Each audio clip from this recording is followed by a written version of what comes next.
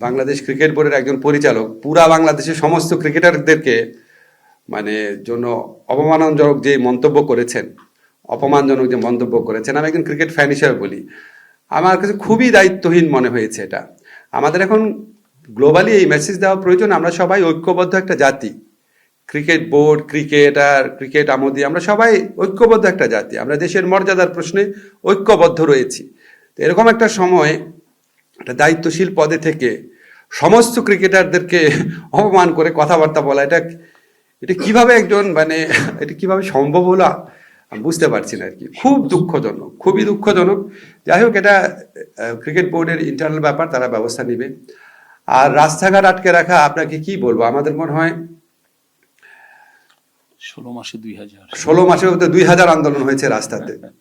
এখন আপনার গণ অভ্যুত্থান বা বিপ্লবের পরবর্তী সময় মানুষের এক্সপেকটেশন অনেক বেড়ে যায়, কিন্তু এক্সপেকটেশন যেই মাত্রায় বাড়ে, সবার আবার দায়িত্ববোধ সেই মাত্রায় বাড়ে না। এখন যদি মনে করা হয়, ধরেন এই সরকার তো আপনার আমাদের সরকার, আমরা যা বলবো তাই শুনবে, এটা ঠিক আছে, কিন্তু আপনি একটা আন্দোলন করতে গিয়ে কত মানুষের যে কষ্ট হচ্ছে। আজকে একটা পত্রিকায় ছবি দিলাম, একটা ভাইয়ের পা নাই, উনি ক্র্যাচে ভর করে অনেক দূর পর্যন্ত আসছে।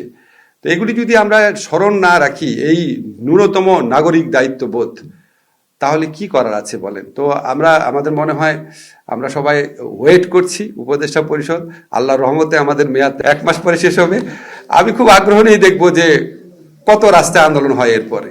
রাস্তাঘাট বন্ধ করে দেওয়া, আটকে রাখা, এটার বিরুদ্ধে আমাদের সামাজিক প্রতিরোধ দরকার। আমরা ফ্যাসিস্ট শেখ হাসিনাকে দমন করার মতো শক্তি গণমানুষের আছে। তো গণমানুষের ভোগান্তির ক্ষেত্রে গণমানুষেরও কিছু ভূমিকা নেওয়ার স্কোপ আছে মনে হয়।